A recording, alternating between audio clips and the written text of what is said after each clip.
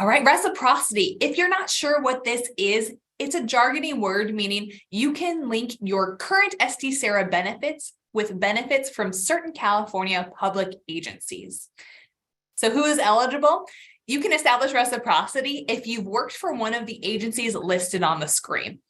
Here's the key though, you have to have worked for one of these agencies within 6 months of your SDCERA entry date. So you also had to keep your contributions on deposit with your previous agency, meaning you didn't take a refund from them. If there was more than a 6-month gap between your previous work and your current job, then you might be able to establish limited reciprocity, and I'll get into the differences a little bit later. Let me leave this list up for a few more moments so you can take a look at if you're eligible. Most frequently, we do see people coming from the state of California and CalPERS. All right, so what can reciprocity do for you? It could affect your pension tier, your contribution rate, your retirement eligibility, final average compensation. When you establish reciprocity, SDCERA and your previous agency will share information about your career. So I'm going to bring in an example here to help explain. Here's an employee we'll call SDCERA. Sarah is an accountant who used to work for the city of San Diego, which is a reciprocal agency with SDCERA. After 10 years at the city, she switched jobs and joined the county in 2019. So she's been here for 3 years. I know this is starting to sound like one of those wordy math problems for middle school, but please just bear with me. It'll make sense. How can establishing reciprocity benefit Sarah right now? There are 3 ways. First, it can help her get vested sooner. Typically, it takes 5 years of work to be considered vested with SDCERA. But since Sarah has reciprocity, we'll count the 10 years she had with the city toward her vesting requirement. So she'd be vested with us from day 1. Reciprocity, in Sarah's case, also changes her tier. The only time reciprocity would change your SDCERA tier is if you worked for your previous agency before 2013. So in this case, we would put you into Tier B.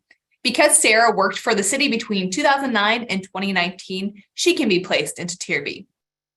Changing your tier changes what you contribute to your pension and ultimately what you get out of it. And if you've been working with the county for a while and you waited to establish reciprocity and you just found out you'll be placed into Tier B, you might have to make additional contributions plus interest because we will retroactively change your contributions, or you might have to return some contribution, or we might return some contributions. So it's definitely best to establish reciprocity as soon as you can. Finally, this process helps Sarah reach a special benefit for Tier 1A and B members. If you're in that group and you've earned 30 years of service credit, you no longer have to pay contributions toward your retirement. Sarah's 10 years closer to that 30-year mark because she established reciprocity. All right, let me quickly step aside to explain how SDCERA calculates your pension. It's this simple equation, age factor times service credit times final average monthly compensation. Age factor is based on the age you were hired, or the age at which you retire. It's a percentage. Service credit, generally the number of years you've worked for the county. And then final average monthly compensation is based on your highest salary that you earned with the county. You can roughly calculate your FAC by taking your annual salary before taxes and dividing it by 12. So if you multiply all these things up, you'll get an estimate of your monthly pension payment. You can find a lot more about calculating your pension on our website, sdcera.org, including a very helpful benefit calculator where you can plug in your own numbers. All right, now let's take a look at how reciprocity benefits Sarah and you at retirement. Both reciprocal agencies will use Sarah's highest salary to calculate her pension, regardless of which system she earned that salary. Say Sarah got a pay bump when she came to the county. So when she retires, both the county and the city will use her highest county salary to calculate her pensions. For Tier 1A and B members, you have to reach a certain number of years to be eligible to retire. Reciprocity can potentially help you meet that eligibility requirement, and it might allow you to retire a little bit earlier. An important point here, Reciprocity does not boost your service credit ever. The city and the county would still use the service credit that Sarah earned with each respective system to calculate her pensions. When she retires, Sarah and you must retire from both reciprocal agencies on the same date. There is a limited exception for systems with a higher minimum age requirement. A quick sidebar on limited reciprocity. This is when you have more than a 6-month gap between your county job and the reciprocal agency.